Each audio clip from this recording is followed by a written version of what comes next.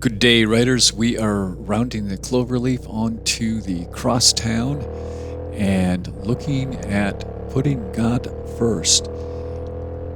All things vie for number one, but there is only one number one, and this I did not make up. The one exception is those that put God first. They are comfortable with God being first, and that would be number one. The idea of putting God first is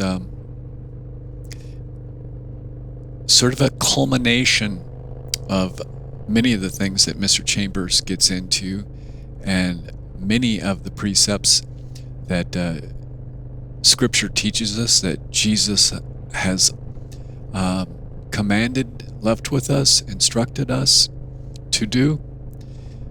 It is one where we must fall in love with our Creator. And it is a love that is unmistakable. There is nothing like it in the universe because it is the universe. It is God. And God is everywhere. It is abundant. So there's no issue with the supply side. And no matter how great the demand, there's enough love from our Creator to go around for everybody. So once you fall in love with God, you're going to want to watch out for His interests. And Mr. Chambers gets into that two-part sort of recipe in terms of number one, looking out for God's needs. That's going to be instinctive. You love God, and you're going to be always considering how does this or that affect God, because you love God. And secondly, Mr. Chambers is identifying a posture that will be just natural to that love, and it will be that of a child. We will be trusting that God provides. We will know where God is, like a child knows where his or her parent or guardian is at, and that's just the way we will be. And it is a position that is under assault. It will be under assault.